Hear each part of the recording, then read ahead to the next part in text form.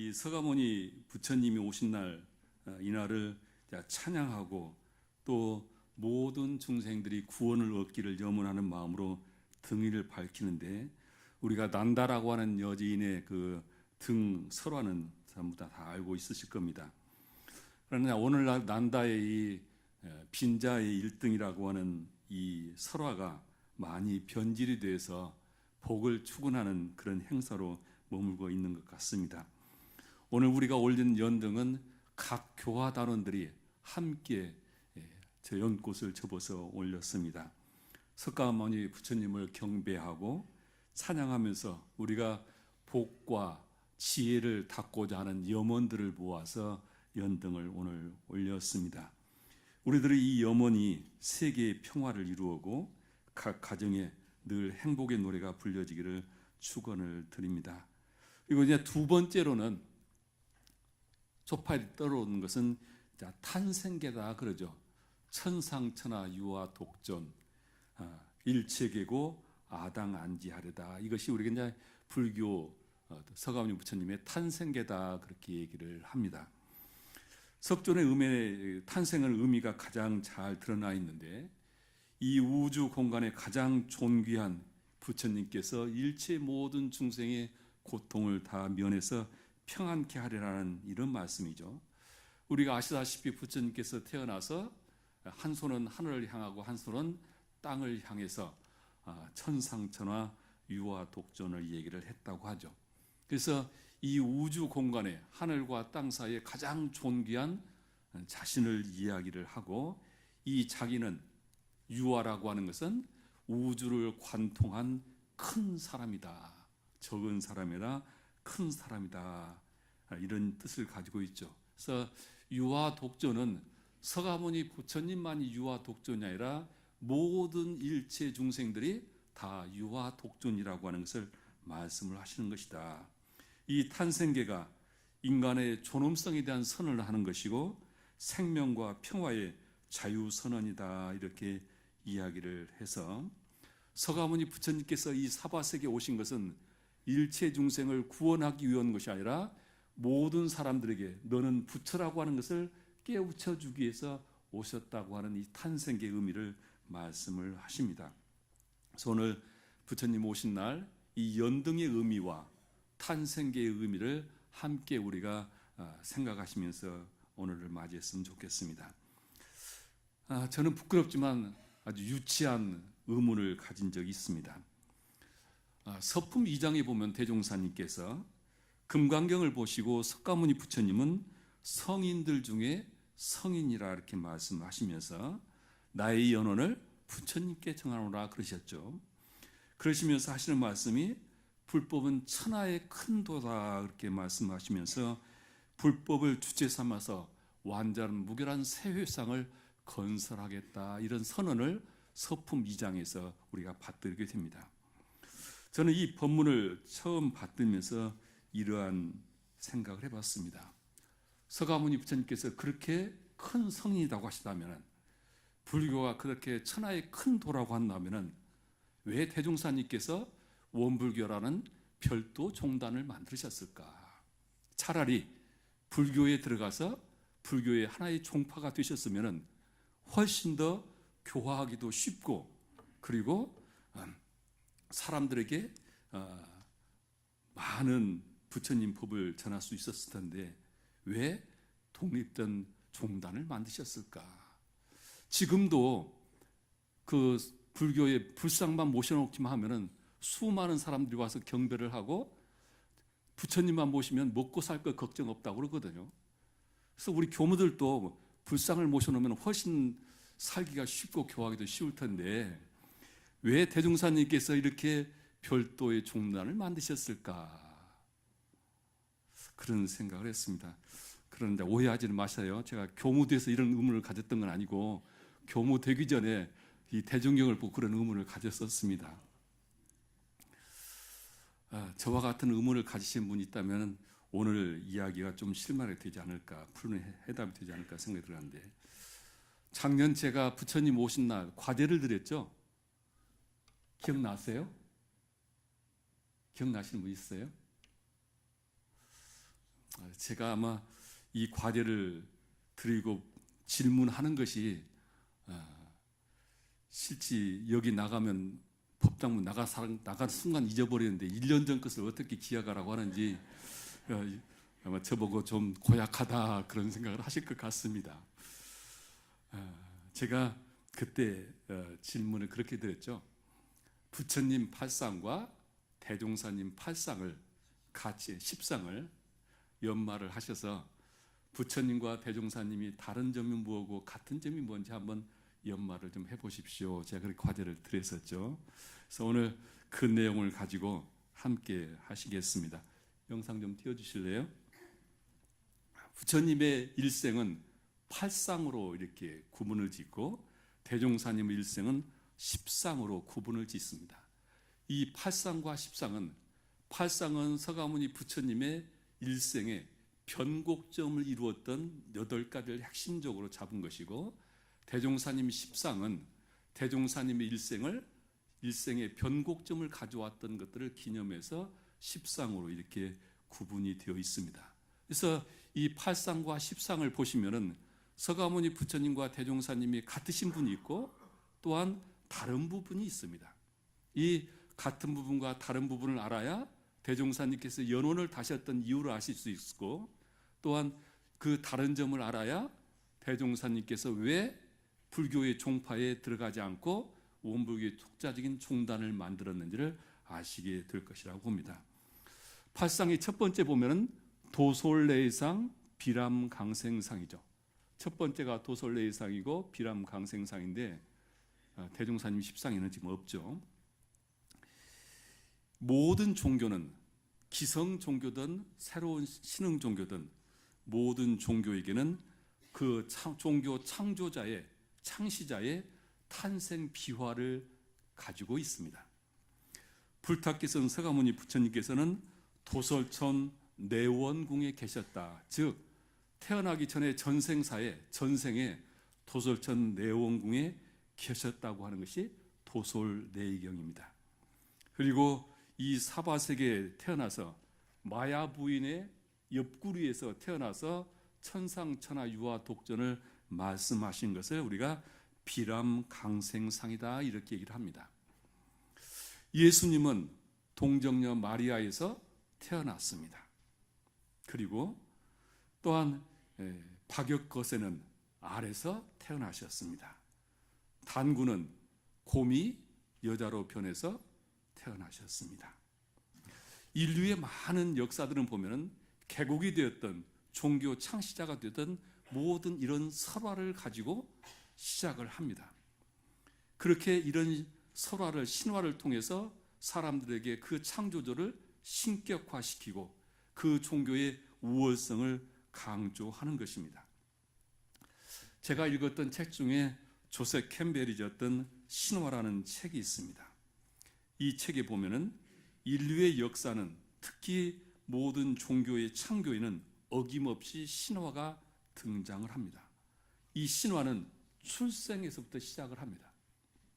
그래서 이 출생을 통해서 그분을 신격화하고 또한 그걸 통해서 그 종교의 정체성을 세우고 그리고 그 신격화를 통해서 종교의 우월성을 강조하는 것이 모든 종교의 공통적인 그런 모습입니다.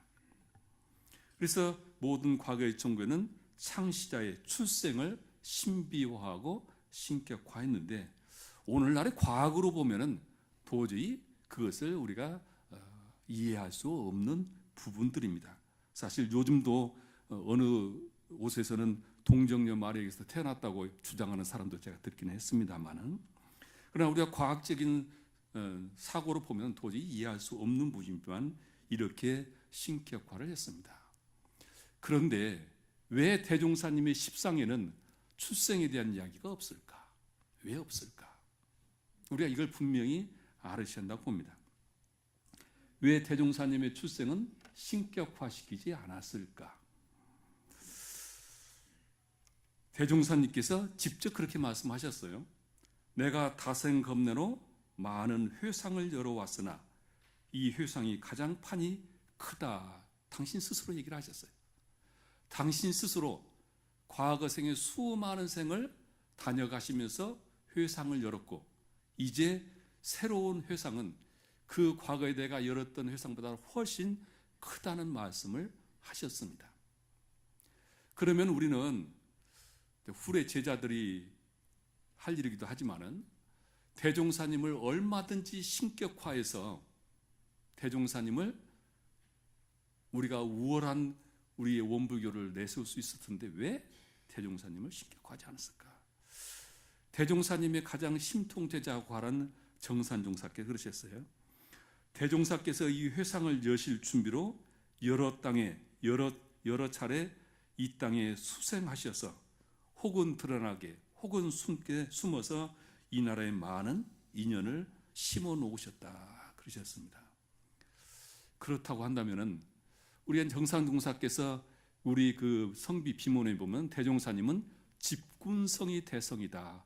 모든 성자들의 염원들을 모아서 성자들의 뜻을 모아서 뜻을 이룬 대종사라해서 집군성이라고 대성이라고 하는데, 그렇다면은 대종사를 과거 어느 종교의 창시자보다 더 우리가 신격화를 해야 하는데 왜 대종사님은 하지 않으셨을까?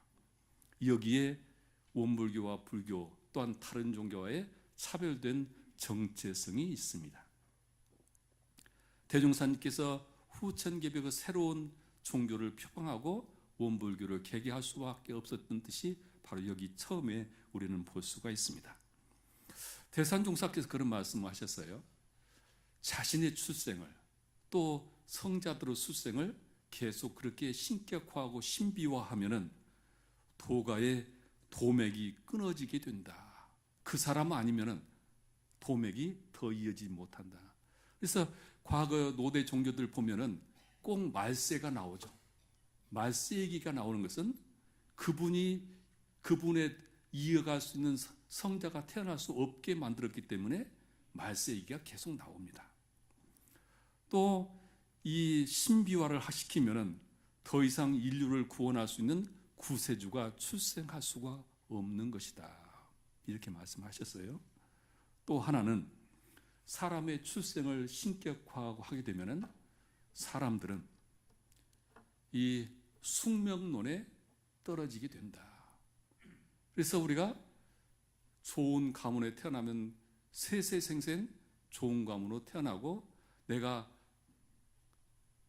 낮은 어려운 가정에 태어났으면 나는 평생을 세세생생 그렇게 삶을 살아갈 수 있도록 운명론인 숙명론에 떨어지는 것이다. 그래서 대종사님께서는 당신의 출생을 신비화시키지 못하게 하셨다. 이렇게 말씀을 하셨습니다. 말씀드렸듯이 선천시대는 신분제도가 엄격했습니다. 그래서 이 신분의식에서 선민의식을 가지고 그렇게 많은 종교의 창시자들을 또한 그렇게 신격화했지만은, 이제 후천시대는 내가 어떤 집안에 태어났는가 중요한 것이라 내가 내 인생을 어떻게 만들어가느냐가 더 중요한 시대다. 어떻게 사느냐가 중요하다. 어떤 가문에 어떤 재벌집에 태어난 것이 아니라 내가 내 인생을 어떻게 살아가느냐가 더 중요한 시대다. 그리고 그것은 자기가 인생의 조물주가 되어서 자기 스스로 자기 인생을 만들어가는 시대다. 그리고 앞으로 시대는 신권 중심의 시대가 아니라 인권 중심의 시대가 도래한다. 이것이 대종사님의 뜻이고, 그래서 대종사님께서는 자신의 전생을, 태어남을 신격화시키지 못하게 하신 것이다. 저희들이 알고 있는 대종사님의 태몽이라는 이야기들도 많이 있고 있습니다만은 대종사님께서는 철저히 그런 것을 막으셨다. 이것을 우리가 뜻을 알으셔야 하고요. 그 다음에 세 번째가 사문유과상이죠. 사문유관인데 왕궁에서 부러움 없이 그냥 부족함 없이 살던 이 시달타 태자가 어느 날 동문으로 산책을 나갔다가 허리가 굽은 백발의 노인을 보게 되죠. 충격이었죠. 늘 젊은 사람들, 아름다운 사람들 속에 살다가 동문 밖에 나가 보니까 허리가 구부러진 아주 나이가 든 그 노인된 모습을 보고 충격을 받습니다. 아, 사람은 저렇게 늙는 것이라는 충격을 받게 되죠. 그리고 남문을 갔더니 그 길거리에 병자들이 고통받고 있는 모습을 봅니다. 자기는 왕궁에서 아픔이라는 것을 모르고 살았는데 사람은 저렇게 아프게 되구나, 이것을 알게 되죠. 인간의 괴로움을 절실히 느끼게 되죠. 그리고 서문 밖으로 나갔더니 이때 사람이 죽어서 상여 행렬이 나가게 되죠. 그걸 보면서 사람은 누구나 다 죽는다고 하는 사실을 느끼게 되죠. 그리고 마지막 북문을 가보니까 그런 세상의 모든 고통들을 다 해탈하기 위해서 수행 출가자들의 모습을 보게 됩니다. 시달타 태자는 인간의 가장 보편적이고 회피할 수 없는 운명과 정면으로 도전을 하게 되는 기연을 만나게 됩니다. 왜 이 사문유과상이 중요한 것인가? 왜 석가세존의 삶에서 이분이 중요한 것인가? 그것은 바로 출가의 동기가 되는 것이고 깨달음의 동기부여가 되는 것이고 그리고 대각의 열쇠가 되기 때문입니다. 사람의 삶에 갈림길이 이루어지기 때문입니다. 예수님께서 인간의 죄악상의 문제에 철저히 마주하면서 인간과 하나님의 연계 관계를 만드셨듯이 세존께서는 생과 사의 문제에 도전해서 일체의 대립과 갈등을 용해낼 수 있는 그런 해탈의 길을 열어가는 첫 단추가 저 사문유과상에 있기 때문입니다. 이 사문유과상과 직접 관련된 것이 이제 대종사님의 관천기의상이죠. 관천기의상. 하늘을 보고 우주 자연에 대한 의심을 품은 것이 이제 대종사님의 시작이죠. 이 관천기의상과 사문유과상이 두 분에게 인생의 변곡점을 가져옵니다. 삶을 변화시키는 변곡점이 되죠. 그래서 이 부분이 중요한 것이죠. 사람의 일생을 결정짓는 선택의 기로이기 때문에 중요하다는 말씀입니다. 대종사님 법문에 이런 법문이 있습니다. 내가 어려서 얼마 동안 같이 서당을 다니는 친구가 있었는데 그 친구는 책을 보면서도 늘 광대 소리, 즉 노래하기를 즐겨했다. 책 읽는 것보다는 노래하기를 즐겨했는데 어느 날 그 사람을 백발이 성성에서 만났더니 그 사람이 지금도 숨은 명창 노릇을 하고 살아가더라. 나는 어릴 때 진리에 대한 관심을 가지고 그것을 늘 생각하고 사다 보니까 진리에 대한 눈이 떠졌다. 그런 말씀을 하시죠. 그러시면서 사람의 일생에 그 방향의 선택이 얼마나 중요한가를 말씀을 하시죠. 우리가 살아가면서 내 인생의 방향을 어디에다가 정하느냐에 따라서 그 사람의 인생을 결정짓는 중요한 요소가 되는 것이다. 그래서 사문유관산과 대종사님의 관천기상은 두 분의 인생의 변곡점을 이루는 중요한 일이다. 그래서 이것을 기리는 것이고, 네 번째로는 유성출가상이죠. 이 북문을 가서 수도사들이 그런 인간의 생로병사를 극복하기 위해서 수행하는 것을 보고 나도 이 생로병사를 벗어나기 위해서 수도를 해야겠다는 마음을 갖는데 부왕이 허락을 하지 않죠. 그래서 어느 날 새벽에 성을 나서는 거죠. 모르게 성을 나섰는데, 그래서 출가를 단행하시게 됩니다. 이것이 세존의 두 번째 인생의 변곡점을 또 가져오는 것이죠. 시달타 태자의 이 출가를 흔히 위대한 포기라 얘기를 합니다. 우리가 내 인생에 어떤 선택을 하게 되면은 그 길을 꼭 내가 가야 한다면 포기해야 할 것이 있을 겁니다. 모든 것을 다 내가 쥐고 내가 가고 싶은 걸 가지는 못하는 것이죠. 태자의 지위와 명예와 안락함을 다 포기하고 출가를 하는 것이죠. 인생의 문제를 해결하기 위해서 이렇게 출가를 했고, 많은 불교의 스님들이 인간의 생로병사의 문제를 근원적인 해결을 위해서 출가의 길을 나섭니다. 이것이 서가모니 부처님께서 그렇게 길을 나섰고 그 뒤를 나서서 많은 불자들이 출가를 하고 있습니다. 이것이 불교의 승려상의 대표적인 하나의 모델이 되는 거죠. 그런데 보시겠지만은 원불교에서는 유성 출가상 같은 대종사님 출가상이 없습니다. 왜 없을까? 왜 없을까? 대종사님께서는 의무는 가졌지만은, 관천기의 의무는 가졌지만은 그 고향을 떠나지 않았습니다.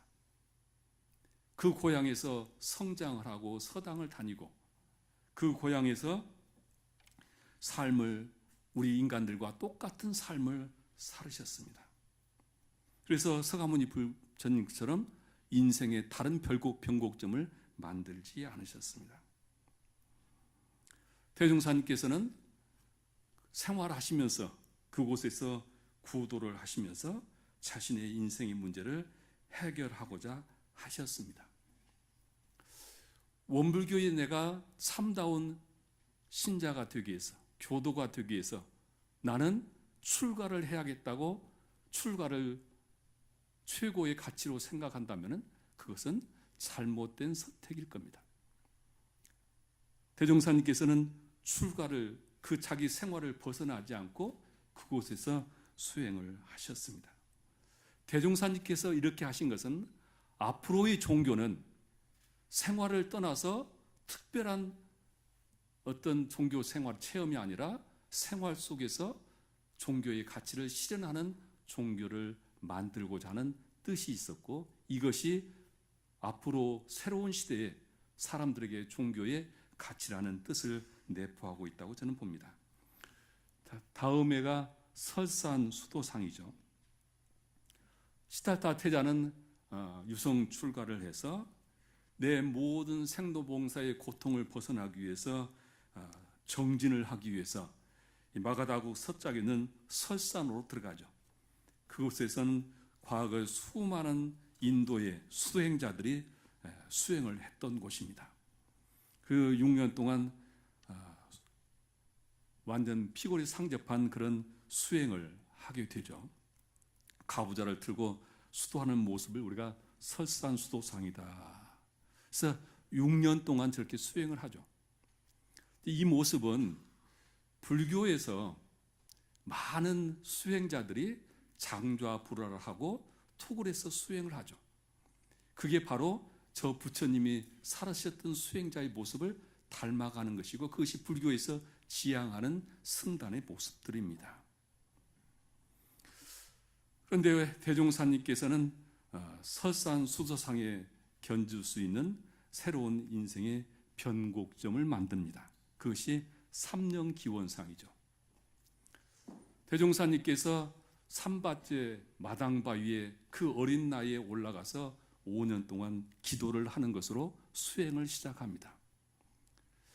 이 산신을 만나기 위해서 산에서 기도했던 것은 과거 모든 대부분의 종교들이 인생의 생로병사와 모든 문제가 생기면 절대적인 신에게 자기 구원을 요청하는 행위가 우리가 기도죠. 대종사님께서는 모든 종교가 하듯이 그것을 선택을 하셔서 기도를 무려 5년 동안 하십니다. 그런데 기독교식으로 말하면 계시를 받지 못했고 기도의 영험을 얻지 못하십니다. 그것은 모든 종교가 타력 중심의 종교의 신앙의 체험을 5년 동안 그 어린 나이에 충분히 하셨습니다. 근데 제가 지금 늘 말씀드렸듯이 만일 그 5년 기도 중에 대종사님께서 산신을 만났다든지 아니면 어떤 특별한 계시를 받았다면 원불교는 타력 종교의 신앙으로 그렇게 문을 열었을 겁니다. 그런데 대종사님께서는 그런 체험을 하지 못했습니다. 또 이제 두 번째, 그 5년 기도 속에 다른 바를 이루지 못하자 구사고행상을 길을 택하죠. 많은 도사들을 찾아서 선각자들을 만나서 문답을 하고 자신의 의문을 해결하려고 했습니다마는 해결을 하지 못했습니다. 만일 해결했다고 하면 그런 스승 밑에 원불교는 하나의 종파가 되었을 겁니다. 대종사님은 자수자각하시는 대성자시기 때문에 그런 만남을 이루지 못했고, 그 다음에 강변입정상이라고 했죠. 밖에서 신을 찾아서 구하고자 했고 사람의 스승을 찾아서 해결하고자 했던 것이 길이 막히고 해답을 얻지 못하자 이제 자신 내면과의 대화를 하는 이제 강변입정상의 과정을 겪으죠. 그래서 대의단이 뭉치고 생활 속에서 이제 선정을 하게 되는데, 이러한 과정이 대종사님께서는 생활을 하시면서 결혼도 했고 자녀도 낳고 농사도 지으면서 이 모든 수행의 과정을 다 겪었습니다. 서가모니 부처님께서는 6년 만에 대각을 하셨는데 대종사님께서는 이 긴 시간을 하게 되죠. 그래서 이제 불교는 대체적으로 보면은 불법을 제대로 공부하기 위해서는 출가 중심적인 교단의 형성이 따르게 되고, 원불교는 제가 출가가 없는 생활 속에서 수행을 하도록 하는 문화가 만들어지는 것이 바로 대종사님의 삶 속에서 그것을 내포하고 있다는 것입니다.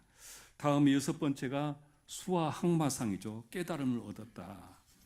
서가모니 부처님께서 8년 동안 고행을 했습니다마는 깨달음을 얻지 못했죠. 몸은 망가져가지고 거의 아사 직전에 가서 이제 설산에서 내려와서 목욕을 하고 머리를 자르고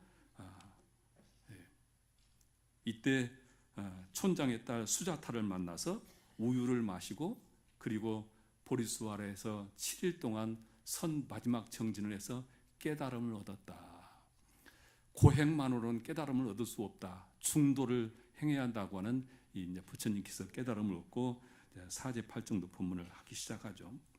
대종사님께서는 이제 장항대각상을 얘기를 하죠. 대종사님께서도 깨달음을 얻으셨습니다. 과거의 많은 선각자들은 복잡한 생활을 벗어나서 오롯이 몰입할 수 있는 그 수행의 길을 선택을 했습니다. 광야에 가서 기도를 하시고 수행을 하시고, 그런데 대종사님께서는 그냥 생활 속에서 우리가 똑같이 결혼하고 농사짓고 살면서 구도를 하셔서 19년이 걸렸습니다. 대종사님께서 이렇게 생활 속에서 구도를 하다 보니까 19년이 걸렸는지는 모르겠습니다만 저는 그렇게 생각하지 않습니다. 3년 기원상, 구사고행상, 강변입정의 그 모든 구도의 과정은 과거 종교가 가지고 있었던 모든 종교의 체험을 그 과정 속에서 다 이루시고 있고, 그것을 회통시키는 새로운 종교를 열기 위해서 대종사님께서는 19년 동안 생활 속에서 모든 체험을 하셨다. 저는 그렇게 말씀을 드리고 싶고, 7번째가 노건전법상이죠. 이제 대각을 하시고 녹야원에서 교진연정 5사람에게 고진멸도의 첫 설법을 하시죠. 깨닫기 전에 인생의 생로병사에 대해서 의심을 품었던 것을 깨닫고 나서 설법을 하시고 45년 동안 여러 지역을 다니면서 전법을 하십니다. 근데 대종사님은 보시면은 이 노건전법상의 과정이 4과정을 거칩니다. 바로 전법을 하는 것이 아니라 버려진 땅을 만나서 갯벌을 만들어서 막아서 영산에 논을 만드는 방음공사를 제자들과 같이 하고, 두 번째로는 기도를 통해서 음계의 위력을 얻는 것을 실제 보여주시고, 그리고 변산에 가셔서 교법을 전부 체계화시켜서 교법 체계 과정을 거치고, 그리고 나서 익산으로 옮겨서 익산에서 이제 반농반선을 하면서 낮에는 양잠을 하고 과수원을 운영하고 일을 하면서 아침 저녁으로 수행하는 새로운 신앙의 모습을 실제 보이시면서 그렇게 하셨죠. 그래서 이 영산방화상, 혈인법인상, 변산지법상, 신용전법상은 원불교 교리 형성에, 그리고 교단 구성에, 교법의 구현에 가장 실질적으로 당신이 모범을 보이고 우리에게 그 새로운 종교의 모습을 보여주신 것이 저런 내용들이다. 그래서 원불교가 늘 시대화, 생활화, 대중화를 표방하는데 바로 대종사님의 삶을 통해서 종교의 시대화, 생활화, 대중화를 보여줬고, 원불교는 앞으로도 계속 시대화, 생활화, 대중화의 그 길을 가게 될 것입니다. 그리고 마지막으로 쌍림 열반상이죠. 80세에 열반을 하셨습니다. 45년 동안 설법을 하시고 열반을 하시면서 마지막 자기 자신의 등불을 삼고 자기 자신을 의지하라. 진리에 의지하고 진리를 스승 삼아라. 진리는 영원히 꺼지지 않는 등불이 되리다. 이런 마지막 유언을 남기셨고, 대종사님께서는 원기 28년 1943년 5월 16일 날 마지막 법회를 보시고 6월 1일 날 열반하시면서 사람만 믿지 말고 그 법을 믿으라. 생사의 자유를 얻고 법회에 공황공례가 없게 하라는 5월 16일 마지막 법회에 설법을 하시고 6월 1일 날 열반상을 놔두셨습니다. 서가모니 부처님과 대종사님의 인생의 변곡점들을 불교에서는 8상으로 얘기를 했고 원불교에서는 10상으로 얘기를 하셨습니다. 이 내용 중에 보면 부처님과 서가모니 부처님과 대종사님의 유사한 점도 많이 있고 또한 다른 점도 있습니다. 왜 대종사님께서 불교의 종파에 귀속되지 않고 새로운 교단을 만드셨는가? 그것은 우리가 대종사님의 10상을 깊게 명상을 하면은 거기에 답이 있을 거라고 봅니다. 그래서 오늘 부처님 오신 날을 맞이해서 우리 모두가 서가모니 부처님께 연원을 다하셨던 대종사님의 뜻도 알아야 하고, 또한 대종사님께서 후천개벽의 새로운 세상을 열기 위해서 원불교를 개창했던 그 뜻도 알으시게 된다면 우리는 두 부처님을 함께 모시면서 더욱더 광대하고 원만한 그런 종교 생활을 할 수 있을 것입니다. 이상 마치겠습니다.